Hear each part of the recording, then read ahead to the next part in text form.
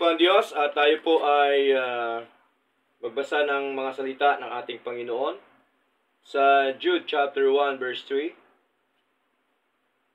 Sabi po dito, Beloved, when I gave unto diligence to write unto you of the common salvation, it was needful for me to write unto you and exhort you that ye should earnestly contend for the faith which was once delivered unto the saints. Sandali po tayo mga kapatid, yumuko at tayo po'y mananalangin. Amang banal, marami pong salamat sa aming pagtitipon pong ito. At tunay nga po na kami po ay patuloy na nagpupuri po sa inyo, O Diyos, at nagpapasalamat sapagkat hindi niyo po kami iniiwanan ni pinababayaan man. At nawa sa amin pong pag-aralan po ito ay kayo ang siyang patuloy na manguna po sa amin. Ipaliwanag niyo po nawa sa amin, O Diyos, ang inyo pong mga kalooban na ito po ay dapat po naming tahakin sa aming paglilingkod na ito. Salamat po na marami, O Lord God, sa pangalan po ni Jesus. Amen. Okay. Dito po tayo ngayon mag-aralan mga kapatid sa Book of Jude. At maikli lamang po ito ang aking isi-share po sa inyo. At salamat po sa Diyos sapagkat tayo po ay binigyan niya ng pribilehiyo na kung saan tayo po ay makapagbahagi ng kanyang mga salita. At ang pamagat po ng ating pag-aaral po ngayon, the faith which once delivered unto the saints. Okay? Ang pananampalataya daw ay minsan lamang ipinagkaloob, no, sa mga santo. Kaya ito po ang Book of Jude, no, nais ko munang ating alamin na ito po ay isinulat po, no, ni Jude. Na ito po si Jude ay kapatid. He is the brother of James and probably our Lord Jesus Christ. No? Alamin po natin ang buong istorya, buong background ng Book of Jude. Yung kanyang main purpose po, mga kapatid, ay the epistle was evidently written especially the warn the church against immoral teachers and alarming heresies which were endangering the faith of believers. No?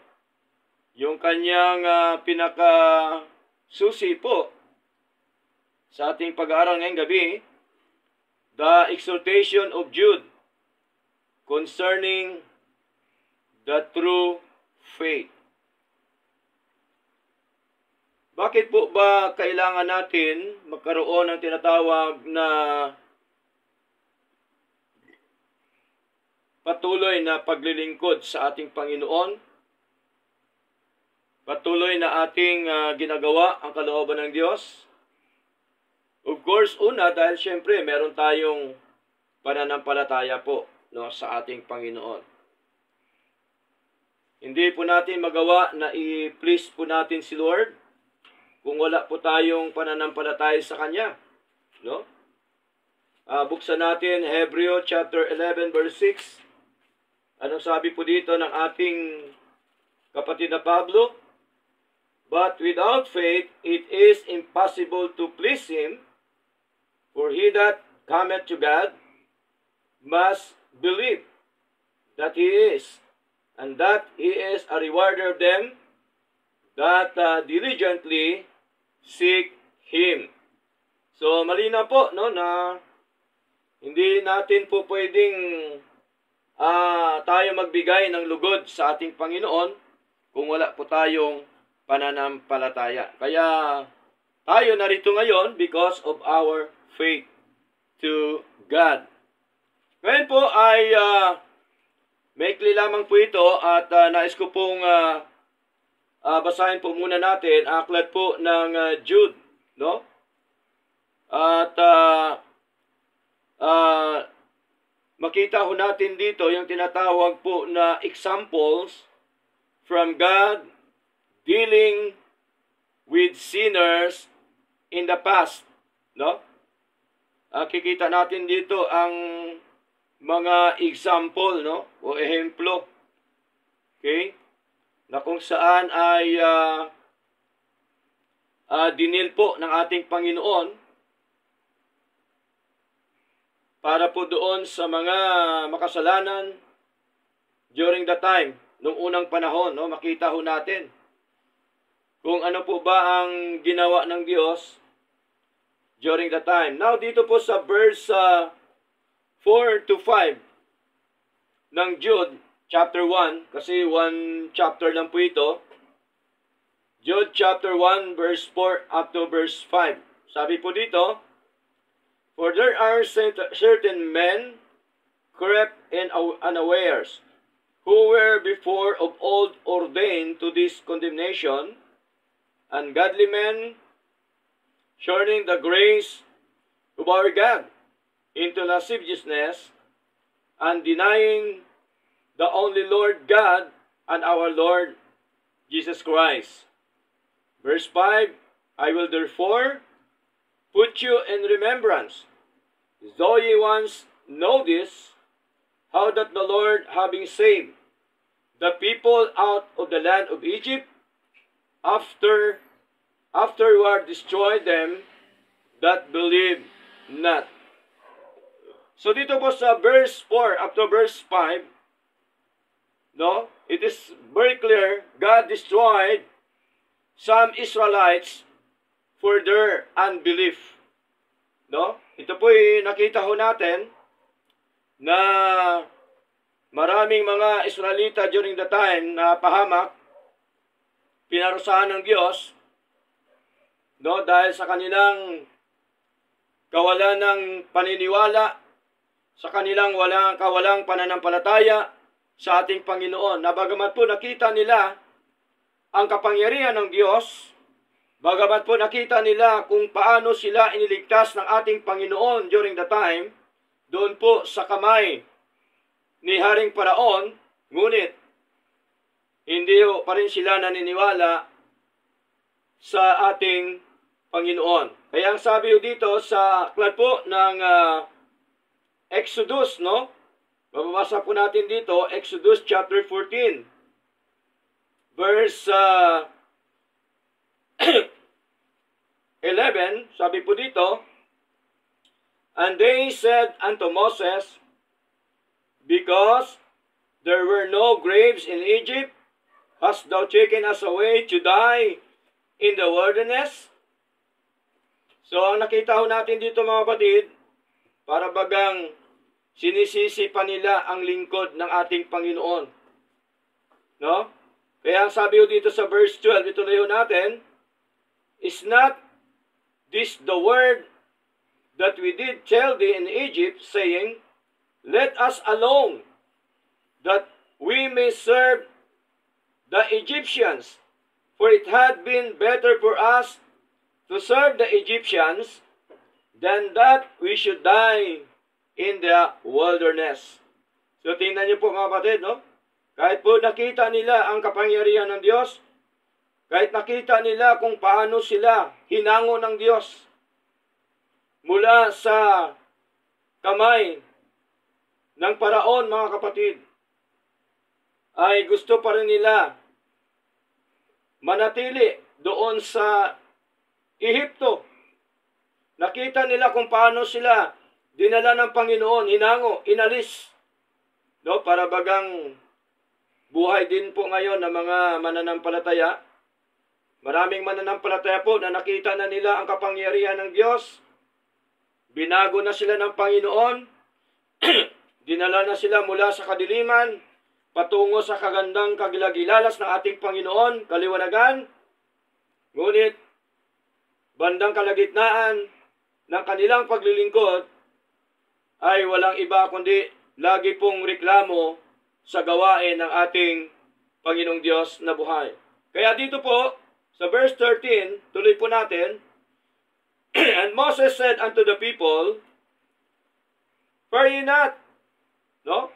Fear ye not, stand still, and see the salvation of the Lord.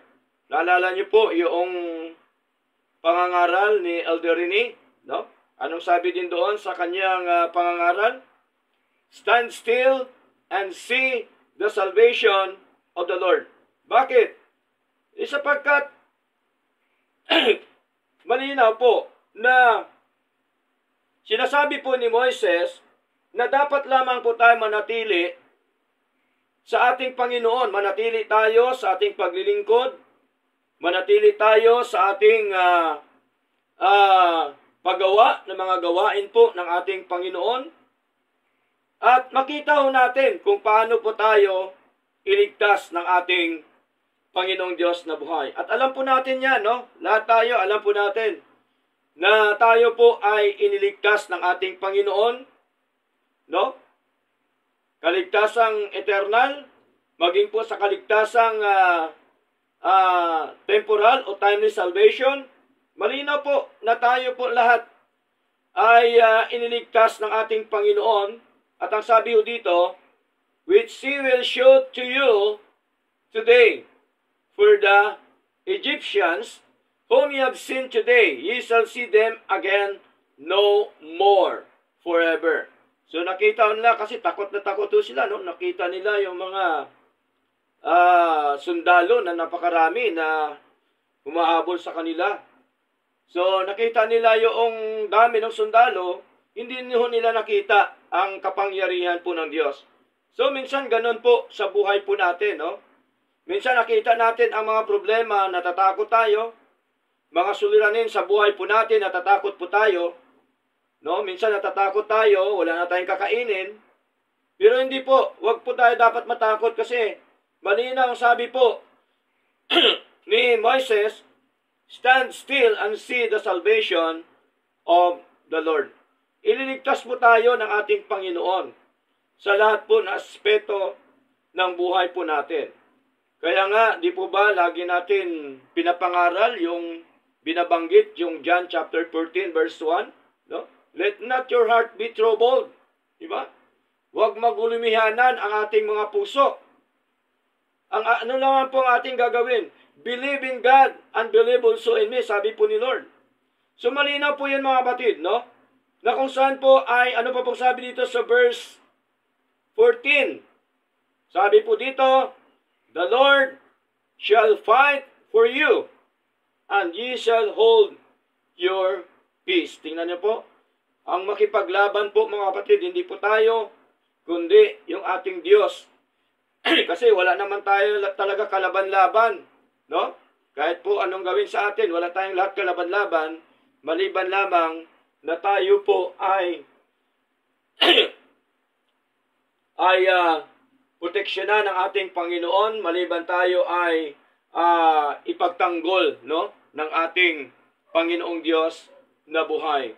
So, ang nangyari po, dahil sa kanilang kawalang paniniwala sa ating Panginoon during the time, ay ang nangyari po, sa aklat po ng Psalms, no, chapter 106, ang nangyari po doon mga kapatid ay ang ibang mga Israelita talaga hong sila ay linamon ng lupa dahil sa kawalan nilang paniniwala, sa kawalan nilang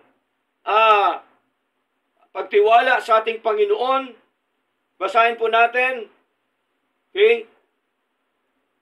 Psalms chapter 106 verse 16.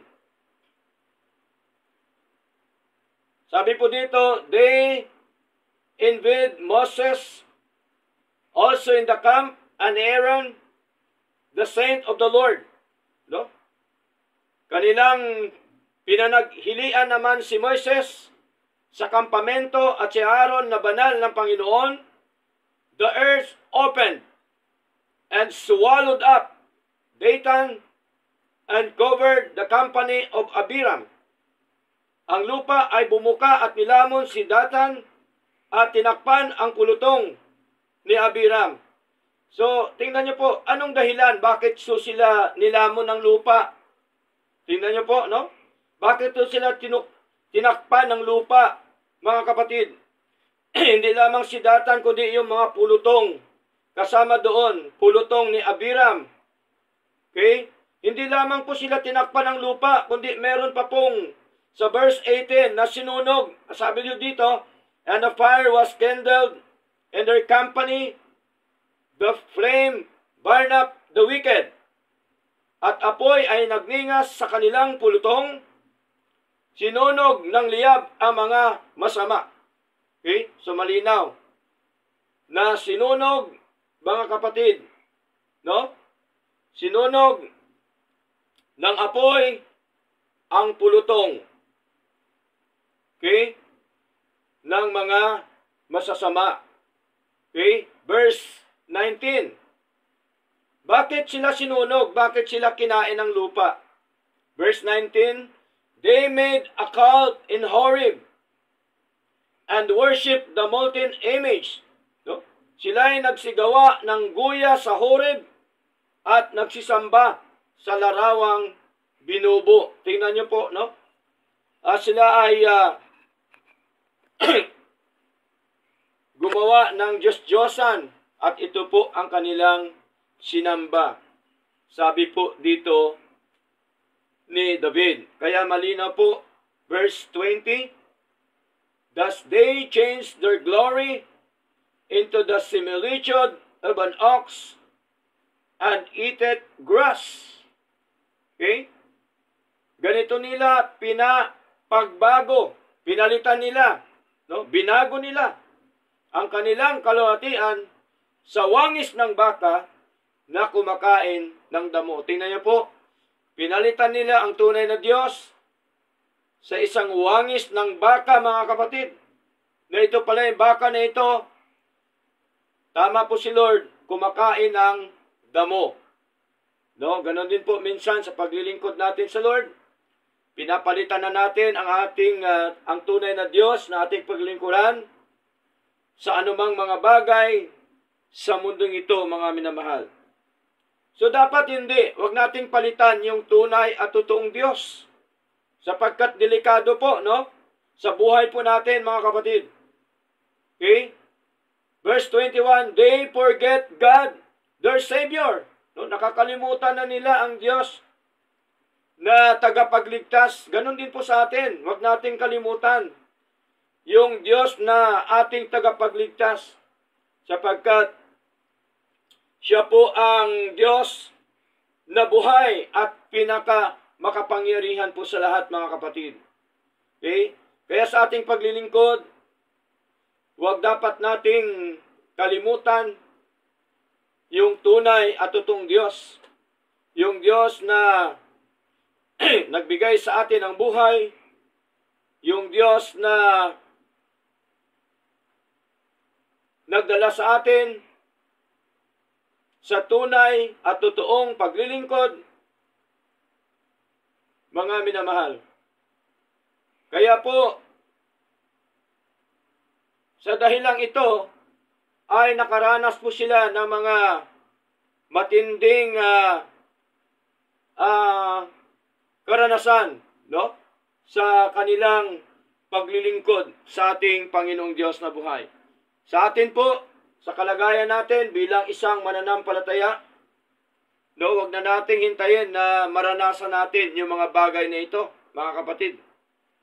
At alam po natin na ang Diyos na ating paglingkuran ay may-ari ng lahat ng mga bagay, may-ari ng ating buhay, at hindi dapat siya palitan ng anumang mga bagay sa mundo pong ito. Okay?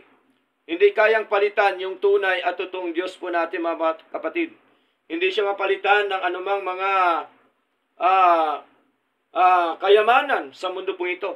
Hindi siya kayang palitan ng hanap buhay, ng negosyo, ng trabaho, anuman. No? Yung ating Diyos. Sapagkat nasa Kanya na po lahat, kailangan po natin yung ating Diyos na buhay sa buhay po natin, mga kapatid. Okay? So, malinaw kung bakit sila ay pinarusahan ng ating Panginoon, sapagkat nakita ho natin doon na pinalitan nila ang tunay na Diyos sa mga Diyos-Diyosan, at bukod doon kanilang nakalimutan yung tunay na Diyos na kanilang tagapagligtas. So yun po ang pinakita ni Jude, no? Pinakita niya yung mga example, mga kapatid, during the time, kung paano po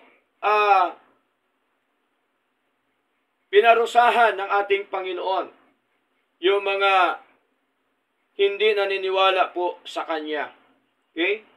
So, balik po tayo dito sa Jude chapter 1, verse 6 up to verse 7. No? Tatlo lang po ito yung example na sinasabi ni Jude. Actually, meron pa po ito, pero tatlo lang para makuha natin agad sapagkat maikli lamang po yung oras natin. Verse 6 up to verse 7, atin dito makita yung tinatawag po na the corrupt Sodomites. Sabi dito, and the angels which kept not their first estate, but left their own habitation, he hath reserved in everlasting chains under the darkness unto the judgment of the great day. Okay?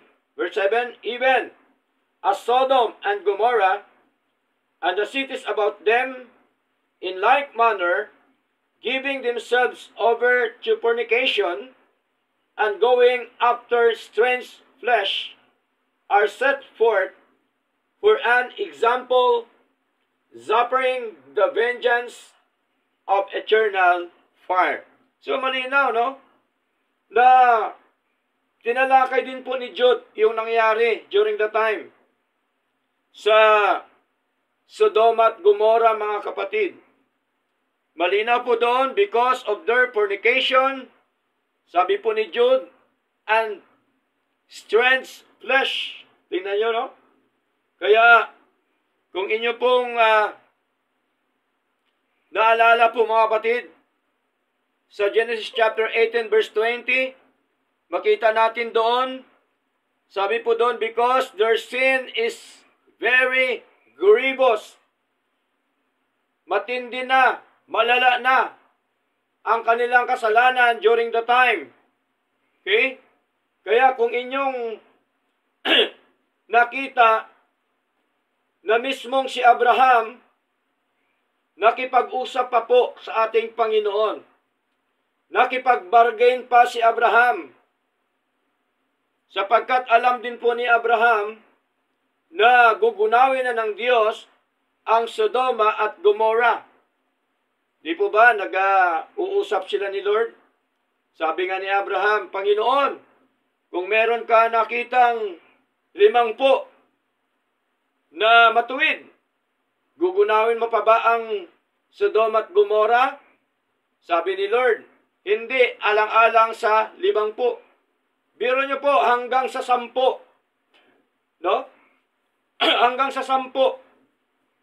Panghuli na sinabi po ni Abraham, Panginoon, kung meron ka makita ng 10 na matuwid, gugunawin mo pa kaya? Anong sabi ni Lord? Hindi ko gugunawin alang-alang sa 10. Ngayon, ba't ginunaw ng Diyos? Dahil wala 10 po ang mga matuwid po doon. No? Actually, ang naligtas po doon nung ginunaw ng Diyos, ang Sodom at Gomorrah, ay ang kanyang mga anak lamang, no? Na dapat ay kasama ang kanyang asawa, ngunit ang kanyang asawa ay nagiging haliging asin sapagkat siya po'y lumingon doon sa paggunaw ng Diyos sa Sodoma at Gomorrah. So, ganun po mga kapatid, no? Ayaw po kasi ni Lord na tayo, mga mananampalataya, ay gagawa ng anumang mga pagkakasala sa ating Panginoon. Ayaw po yan ni Lord. Okay? So, ganun din po, mga minamahal, sa prophecy po ni Enoch, sa Jude chapter 1, verse 14 up to verse 16. Okay? Sabi po dito, sa Jude chapter 1, verse 14 up to verse 16 po, sorry. No? Sabi dito, and Enoch also the seventh from Adam prophesied of this, saying, Behold, the Lord cometh with 10,000 of his saints, to execute judgment upon all, and to convince all that are ungodly among them of all their ungodly deeds which they have ungodly committed, and of all their hard speeches with ungodly sinners have spoken against him. Verse 16. These are murmurers, complainers, walking after their own lust, and their mouth speaketh great swelling words, having men's persons in admiration because of advantage. So ito po mga nangyayari during the time, sa panahon naman ni Enoch. So matindi po talaga, no? Nakita ni Lord na halos ang buong mundo ay wala na sa katinuan during the time. Puro kasalanan ang ginagawa ng mga tao. Okay?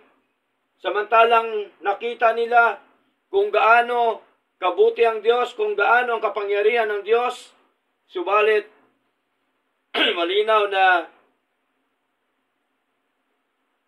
gumagawa pa rin sila na hindi kaaya-aya at kalugod-lugod sa ating Panginoong Diyos.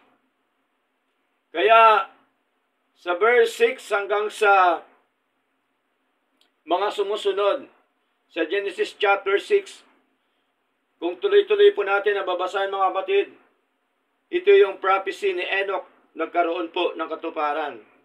No? Doon naman po sa panahon ni Noe, mga kapatid.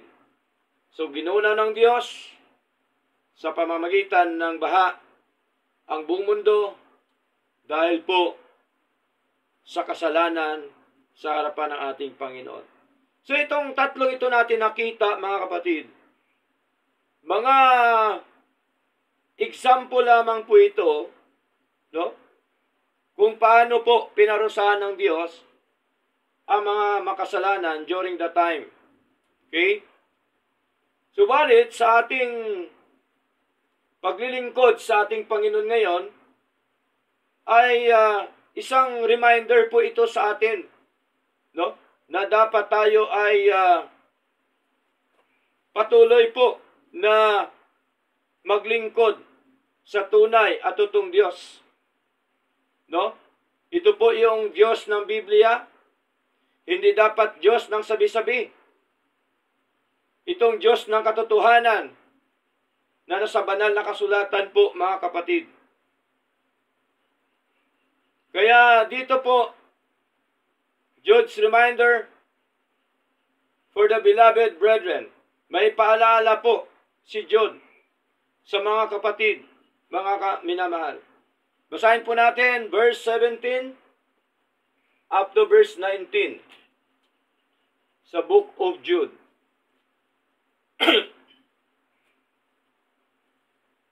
Verse 17,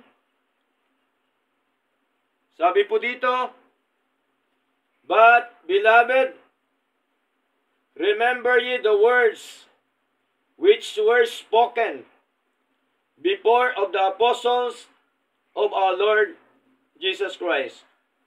Okay? Ano daw ang alalahanin natin ng mga salita?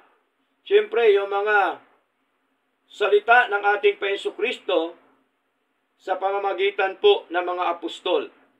Verse 18, ano sabi? How that they told you there should be mockers in the last time.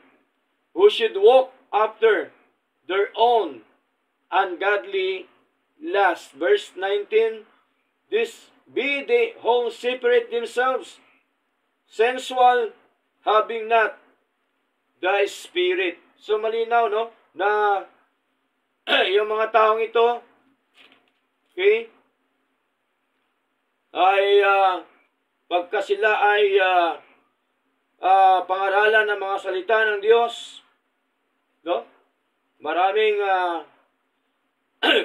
tao na kung saan ay ayaw makinig ng salita ng Diyos at hinihiwalay nila ang kanilang mga sarili, mga kapatid. At kanilang ginagawa yung mga bagay na ito at napakarami pong pangangaral ang ating mga apostol, yung mga lingkod ng ating Panginoon tungkol sa kasalanan, sa mga ginagawa ng mga tao during the time hanggang ngayon. Siyempre, ito din po nangyayari sa ating kapanahunan po ngayon. Maraming mga mananampalataya na hindi na po nagpapatuloy sa paglilingkod sa Lord because of sin, no? Dahil gumagawa pa rin ng kasalanan sa harapan ng ating Panginoong Diyos na buhay. Okay?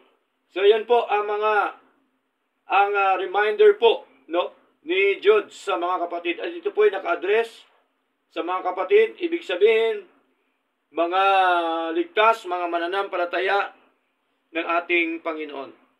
Ngayon po, dito po tayo ngayon mga minamahal, bagamat nakita ho natin ang halimbawa sa mga nangyayari during the time, kung paano po pinarusahan ng ating Panginoon ang mga tao na kung saan ay hindi po sumusunod sa ating Panginoon, yung tinatawag mga ungodly man. There are 4 important things to do. Meron po tayong 4 na mahalagang mga bagay na dapat po nating gawin. Okay? Para po ang buhay po natin ay patuloy po na naging matatag sa ating paglilingkod sa ating Panginoong Diyos. So, meron po tayong gawin mga kapatid. Okay? Meron po tayong gawin. May action po tayo na gawin sa ating paglilingkod sa ating Panginoon. Now, dito tayo sa verse 20 up to verse 21. Anong sabi dito? Sa verse 20, number 1, sabi po dito, but ye, beloved, building up yourselves on your most holy faith. No? Sabi po dito, ngunit kayo mga inibig, patibayin ninyo ang inyong mga sarili sa inyong kabanal-banalang pananampalataya. Okay? Bakit po sinasabi ni Jude, kabanal-banala na pananampalataya? Sapagkat tandaan po natin mga kapatid, ang atin pong pananampalataya, ang nagbigay po nito ay banal, ang Diyos. Okay? At siya po ang author po nito, mga minamahal, ng ating pananampalataya. Di po ba sabi doon sa Hebrews chapter 12 verse 2, anong sabi? Looking unto Jesus, the author and finisher of our faith. Siya pong author, siya ang nagbigay ng ating pananampalataya. Kaya dapat patibayin natin ang ating pananampalataya sa ating Panginoon. No? Sa anong paraan? Anong dapat nating gawin para mapatibay ang ating pananampalataya sa Lord? Of course, yung ating pagsunod po sa ating Panginoon. pagsunod sa mga kautusan ng ating Panginoon. Katulad po nito, fellowship, no? Mahalaga po. Sapagkat dito po tayo pinapalago ng ating Panginoon. Yung ating every Sunday worship, dapat nandun po tayo lagi, mga kapatid. Unahin dapat natin ang gawain po ng Diyos. Okay? Kamusta naman yung ating pagbabasa? Nagbabasa pa ba tayo, mga kapatid? Kamusta naman ang ating mga pananalangin? No? Kasi po, pagka itong mga bagay na ito, kapag ginagawa natin, sigurado po, sa biyaya ng Diyos, patitibayin niya ang ating pananampalataya sa Kanya. Okay? Yung fellowship, reading, the Bible, prayer, mahalaga po yon. Simple lang. Maring inisip nyo simple lang, pero ito ang mga bagay na ito ang makapagpalakas sa atin sa ating paglilingkod sa ating Panginoon. No, dapat huwag po tayo maging tamad sa pagdalo sa prayer meeting. No? Hebreo chapter 6. Ano pong paalala ng Panginoon sa atin? Verse 10. Sabi po dito, for God is not unrighteous to forget your work and labor of love, which ye have showed toward His name, in that ye have ministered to the saints and do minister. Sapagkat ang Diyos ay hindi di matuwid upang limutin ang iyong mga gawa at pagpapagal ng pag-ibig na inyong naipakita tungo sa Kanyang pangalan. Dahil kayo ay naglilingkod o naglingkod sa mga santo at naglilingkod pa rin. So malinaw po, no? Hindi yan kinakalimutan ni Lord yung ating mga ginagawa, yung ating fellowship, yung ating pagbabasa, yung ating pananalangin, yung ating ginagawa sa church. Hindi po yan nakakalimutan ng ating Panginoon, mga kapatid. Verse 11, and we desire that every one of you do show the same diligence to the full assurance of hope and to the end. So malinaw, no? Mahalaga pala yung diligence, yung pagsisikap. At ninanais namin na magpakita ang bawat isa sa inyo ng gayong ding pagsisikap sa lubos na katyakan ng pag-asa hanggang sa katapusan. Ibig sabihin po, ang paglilingkod pala hindi lamang isang buwan. Ang paglilingkod hindi lamang isang taon, 10 taon, 20 taon. Dapat ang paglilingkod ay lifetime na paglilingkod sa ating Panginoon. Okay? Hindi po forever. Walang forever po sa mundo. Okay? Hindi po forever. Dahil lahat ng mga bagay sa mundo ay may hangganan. Pero dito po sa verse 12, ano sabi? That ye be not slothful. Sabi po ni Pablo, upang kayo ay hindi maging mga tamad. No? Ayaw po ni Lord na tamad. Tamad mag-fellowship. Tamad magbasa. Tamad manalangin. Ayaw po ni Lord yan, mga kapatid. Okay? Kaya po, kung inyo pong nakita, tuwing Miyerkules, yung mga elders, hindi po talaga yan nawawala. Kasi po, kailangan nating lumago sa paglilingkod sa ating Panginoon. Kailangan tayong matuto sa mga aral po ng Diyos. Upang kayo ay hindi maging mga tamad, kundi mga tagasunod sa kanila sa pamamagitan ng pananam palataya. Sinong kanila? Sa mga lingkod ng Diyos. Okay? At katyagaan ay minamana ang mga pangako. Kaya bilang isang mananampalataya, dapat meron tayong katyagaan sa ating Panginoon, sa ating paglilingkod, sa ating fellowship, sa ating pagbabasa, sa ating pananalangin, sa ating pag-aaral ng mga salita po ng Diyos, upang maging matibay tayo, no? Sa paglilingkod sa Kanya. Di po ba kung niyo po naobserbahan, maraming mga kapatid ngayon na nawala na ang kanilang tiyaga, ang kanilang pagsisikap sa gawain ng Diyos, no? Nawala na ng oras, panahon, dahil sa trabaho, ang iba naman dahil sa negosyo. Hindi o masama magtrabaho, magnegosyo. Ang masama kapag kinakalimutan na ang Diyos na nagbigay ng lahat ng mga bagay sa atin. So paalala po yon na huwag tayo dapat maging tamad. Ano pa pong sabi dito sa Romans chapter 12? No? Basahin po natin Romans chapter 12.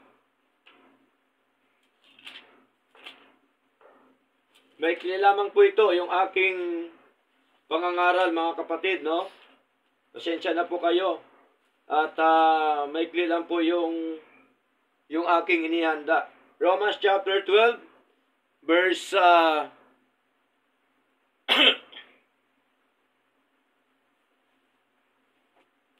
basahin po natin. Verse 11. Sabi po dito, not slothful in business, fervent in spirit, serving the Lord. Hindi tamad sa pagsisikap, mataimtim sa espiritu, mapaglingkod sa Panginoon. No, ito dapat yung sinabi ni Pablo ay dapat po nating sundin, na dapat hindi tayo maging tamad sa pagsisikap saan? Sa gawain ng Panginoon. Mataimtim sa espiritu, mapaglingkod sa Panginoon. So, malinaw po mga kapatid, para po tayo ay maging matibay yung ating pananampalataya, gawin natin ang mga itinuturo po ng ating Panginoon. Now, number 2, sa Jude chapter 1. Number 1, building up yourselves on your most holy faith. Number 2, praying in the Holy Ghost. So, mahalaga yung pananalangin, mga kapatid. Okay? Minsan nakakalungkot, no? Kasi sinasabi ng marami, basic na basic po, pastor. Pero ang problema, basic nga, hindi naman ginagawa. No, yan po ang problema ng maraming mga Kristiyano ngayon. Okay? Pray without ceasing. Sabi ng ating kapatid na Pablo, mga kapatid. No? Ano pa pong sabi dito sa 1 Thessalonians chapter 3 verse 10? Basahin po natin ang 1 Thessalonians, mga kapatid.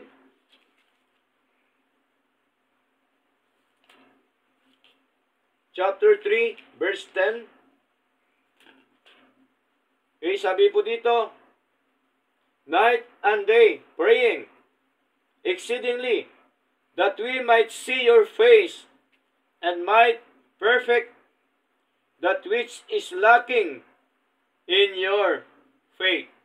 So sabi ni Pablo, gabi at araw, na lubang na nanalangin upang makita nawa namin ang inyong mukha, no? Face to face. Kaya masarap yung fellowship na face to face at maaring makapasakdal yaong nagkukulang sa inyong pananampalataya. So mahalaga ang fellowship kasi ang fellowship malinaw na nagpapalakas po yan sa ating pananampalataya po sa ating Panginoon. Kaya wag nating kaligtaan ang araw-araw po nating pananalangin sa ating Diyos. Napakarami nating ipanalangin sa Panginoon, mga kapatid. No? At may mga nagtatanong, bakit ka pa mananalangin, pastor? Alam naman na ng Diyos yung pangailangan mo. Tandaan po natin, number one, prayer is a command. No? Utos po yan ni Lord. Pangalawa, marami po tayong mga pangailangan, kaya kailangan po natin ang ating Diyos. Kailan po natin manalangin, mga kapatid. Now, number 3. Sa Jude chapter 20, 21. Sabi dito, keep yourselves in the love of God. Panatilihin daw natin ang pag-ibig ng Diyos sa atin. So malinaw po, mga kapatid, alam po natin ang Diyos natin, siya po ang Diyos na walang hanggang pag-ibig sa buhay po natin. Ayon sa Jeremiah chapter 31 verse 3, yung everlasting love of God, mga kapatid, manatili dapat lagi sa atin po yun. Okay? At dapat ang pag-ibig natin mas sigit pa sa ating pamilya, mga kapatid. Pag-ibig natin sa Diyos, no? Basahin ko po sa inyo ang Matthew chapter 10, verse 37. Sabi po dito, he that loveth father or mother more than me is not worthy of me. So malinaw, no? Na ang umiibig daw sa ama at ina na masigit pa sa ating Panginoon, hindi daw karapat-dapat sa Kanya. And he that loveth son and daughter more than me is not worthy of me. Ibig sabihin po, dapat manatili po yung ating first love, ang ating Panginoon, at sekundary na naman po yon yung ating pamilya. Di po ba? Minsan, ang panahon natin ngayon, marami, mga Kristiyano, masigit pang iniibig ang pamilya kaysa Diyos. Pagsabi ng magulang, ng anak, huwag ka nang dumalo. Sige nga, huwag nang dumalo. Diba? Dahil sa pagmamahal ko sa iyo, hindi po ganon, mga kapatid. Masigit dapat nating ibigin ang Diyos kaysa ating pamilya. Sekundary na lang po yung ating pamilya, mga kapatid. Okay? Dapat ang ating first love ay ang ating Diyos na buhay. Para po tayo karapat-dapat sa ating Panginoon. Nagsasalita po dito ang ating Paiso Kristo, mga minamahal. Okay? Keep yourselves in the love of God. Number 4, malapit na tayo. Sa verse 21, looking for the mercy of our Lord Jesus Christ unto eternal life. So, malinaw po, no? Na sabi ni Jude, mga kapatid, ay panatilihin natin, i-maintain natin ang ating mga sarili sa pag-ibig ng Diyos.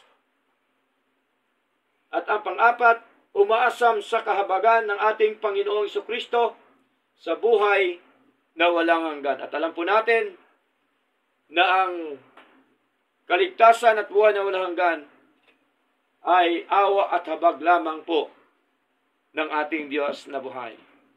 So, He is the author of our eternal salvation. Kaya nga po, no? Sa ating binasa kanina, mga kapatid, Jude chapter 1 verse 3, Beloved, when I gave all diligence to write unto you of the common salvation. Ito po yung common salvation na isinulat po ni Jude, mga kapatid. Anong common salvation na sinasabi niya? Ito po yung tinatawag na eternal salvation sa binasa natin kanina sa verse 21 at ang tinatawag po na timely salvation. No? Hindi lamang po ito basta-bastang isinulat ni Jude, kundi siya talaga ay nagsumikap upang isulat, no, ang kaligtasan nating lahat. At ang sabi ko dito, it was needful for me to write unto you. No? Tuloy po natin. Of the common salvation, it was needful for me to write unto you and exhort you that ye should earnestly contend for the faith which was delivered unto the saints. Malinaw yung tagubilin ni Jude, mga kapatid, na siyang sumulat. Dapat daw tayo ay maging maalab sa pakipaglaban para sa ating pananampalataya na ibinigay minsan sa mga santo. Sa atin po yon ibinigay. Pag sabing saints, mga kapatid, ibig sabihin mga born again, born of God, mga regenerated people of God. Nawa sa buhay natin ito, mga kapatid, patuloy tayo na maging matibay sa atin pong pananampalataya sa ating Panginoon. Makipaglaban ng mabuting pakipaglaban ng ating pananampalataya. Purihin po ang Diyos at nawa sa Diyos ang lahat na karangalan at kautian. Elder Romel?